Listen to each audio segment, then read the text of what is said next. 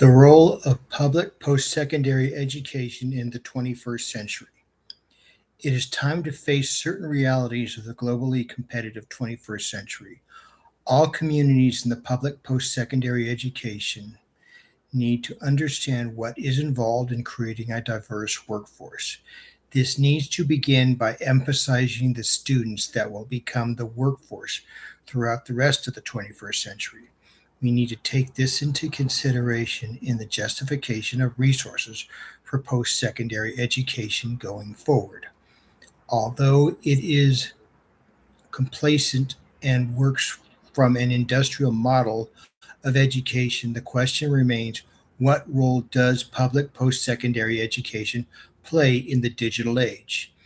It is amazing that post secondary public education continues to justify the resources, money they collect from governments at all levels of operation, with limited scrutiny of the services they provide. Let's go beyond the complacence issue and move right into the role of public post-secondary education should fill in the digital age. Flexible roles of public post-secondary education. Public post-secondary education must take a large, flexible approach to preparing students for the rest of the 21st century. We need to be flexible in facilitating the educational needs of an evolving skill set that will be needed to fill the jobs and careers that will shape the days to come. We also need to gain understanding of students and form a relationship that will allow for continued education as students and or instructors. It is through this perspective that we need to develop and adjust our curriculum that will optimize our ability to provide valid education that can not only adopt but drive changes that will take us through time. How to make such determinations remains a matter of both research and cooperation with communities we serve as public as a public post-secondary institution of learning. The challenge remains as the climate to finance such operations becomes worse, as the skilled and diverse workforce continues to be ignored, at least as far as students on the state of post-secondary education. This shift in mindset is long overdue and not completely accepted, much less understood by the public or even within academia, as noted by Heller in 2023, March 6. This is the only part of the problem that allows us to remain complicit. Although the blueprint to a new direction come in corporate humanities and higher education, moving beyond the neoliberal academy, Miller P.A. 2015, it is narrow. The answer lies in a more than a reshuffling of the humanities department. That indeed has a role along with the rest of the multitude of post secondary public institutions. Unlike private or parochial institutions, we need to provide at least facilitate the guidance of incoming students to prepare them for the globally competitive world. We also need to provide or at least facilitate the providing the world wide ranging skills needed in a modern workforce that might not be cost effective for a private institution or even meet whatever parochial needs are in play. This is a daunting task, given that the need for money of these skills are not needed in the numbers that make teaching of these skills cost effective. This is where cooperation comes into play with whatever academic willing institutions that are willing to work with us. In this way, we can share with students in serving the varying needs in the communities that we serve, developing a skilled workforce. The pace of life has accelerated with the onset of the 21st century. We have struggled to keep up as a global society. Perhaps the traditional education establishment has survived. However, we do need to update our vision and curriculum not only to adapt to the changes to come, but to thrive and even direct the inevitable. We must start by adjusting not only to our students, but the community at large. The entire community needs to accept that the world is and then evaluate what is needed to at least keep pace with the rest of the world. This should be done through both contacts with communities and through research into worldwide trends to predict the course of events on the economies of the 21st century. This will not be perfect, but we also need to rid ourselves of the illusion of perfection that makes this curriculum sacrosanct. This needs to be tracked and adjusted to the point that a term's curriculum is out of date, but there is no time to adjust. Then public post-secondary institutions need to adjust the curriculum accordingly as needed. We especially need to think, seek an understanding of all our students who will participate in the 21st century. It is through this perspective that we need to develop and adjust our curriculum that will optimize our ability to provide valid education, not only to adapt but drive the changes that will take us through time. We need to be flexible, although some classes might be obsolete before they are even taught.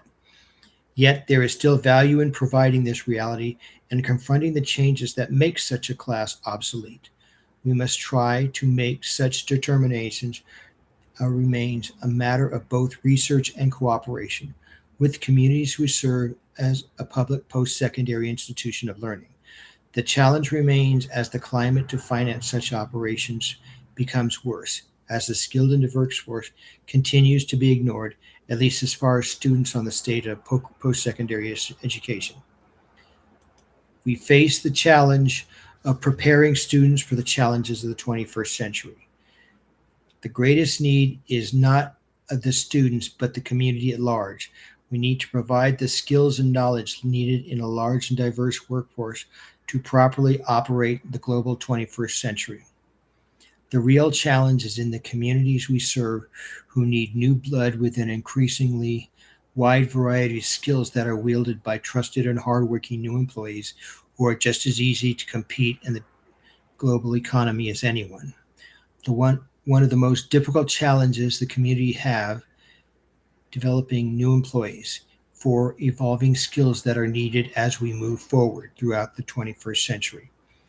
We need to approach this challenge from the perspective of the employer, particularly businesses of all sizes that approach every new and old employee assets to develop to remain competitive with the rest of the world. This is done in an extremely dynamic environment where it is difficult to understand successes or failures. In this environment, every employee, even the leader, is evaluated as an asset to be developed as necessary for the challenge of the organization/company. Even if training could be handled in-house, it is still important to look at various post-secondary institutions to provide the retraining needed. Regardless of the concept of cost effectiveness, there are times when it is prudent for companies to need the same skills for companies to pool their resources, and public post-secondary learning institutions like community college are a convenient resource for this purpose. In understanding and developing students in a post-secondary environment, we need to discard the past and emphasize the future. High school is past, be it yesterday or 1982. The students come with their skills, interests, and abilities, no matter when or how they were acquired. The first thing we need to assess is these skills and interests. This is why the most important class to give students an ATD model or something equivalent and begin the process which the students will choose their path to whatever career that the students need to choose themselves. We are just guides. Everyone is better off this way, especially employers who will are more willing to perform when they know and understand what they are doing well. The ATD can also identify what skills a student needs, and we can work with them to elevate these skills. The first step in the process of professional development or lifelong learning process that needs to be performed during the first semesters of a student's enrollment. The process of understanding and preparing our students.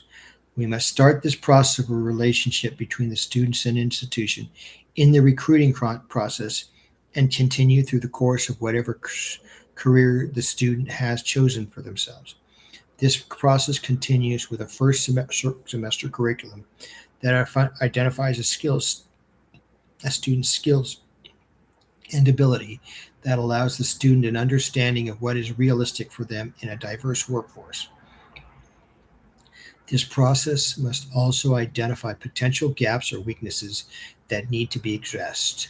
For example, a nursing student might need certain math skills while otherwise being an excellent candidate for a career in the medical field. This process must be done with the understanding that students must understand the dynamic nature of the 21st century so they can be flexible enough to adapt to the changes. Long after the student has left our institution, in each such case, we need to ask or rethink the purpose of the class, as well as the purposes of any curriculum in place. We need to understand that the community needs a wide variety of skills in its workforce, much more than any 4 year degree can accommodate. This is a matter of determining a student's place in the diverse workforce rather than concentrate on what any test or process determines to be the best. We need to further explore the design of a class that explores the skills and interests of its students. It is important to consider the multiple intelligence of each student. We need to at least be aware of the evolving nature of career management, or however this field is labeled. Any method of testing for skills will someday be as outdated as what color is your parachute or the ASVAB. Even the theories of Howard Gardner's multiple intelligence can become a thing of the past.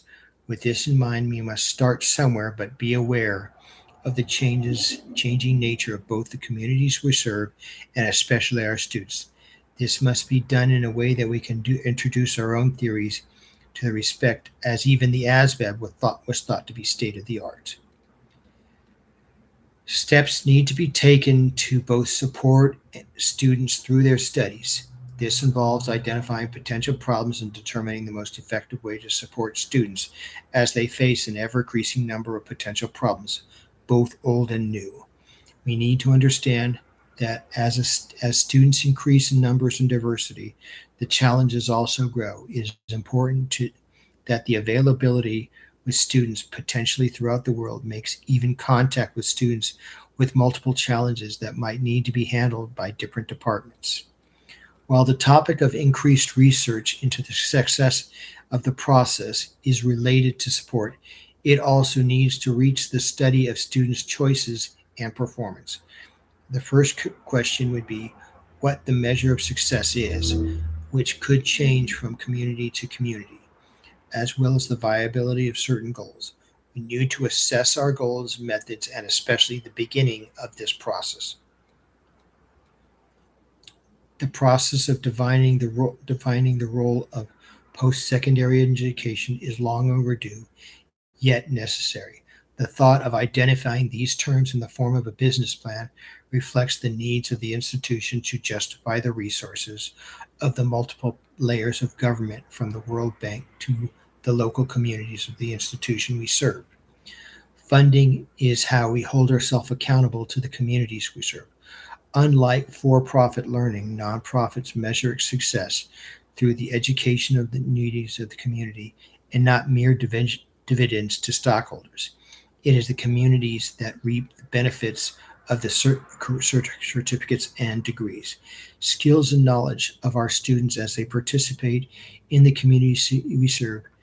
This can't be entirely defined through a business process, but the process is important to maintain the efficiency of the process.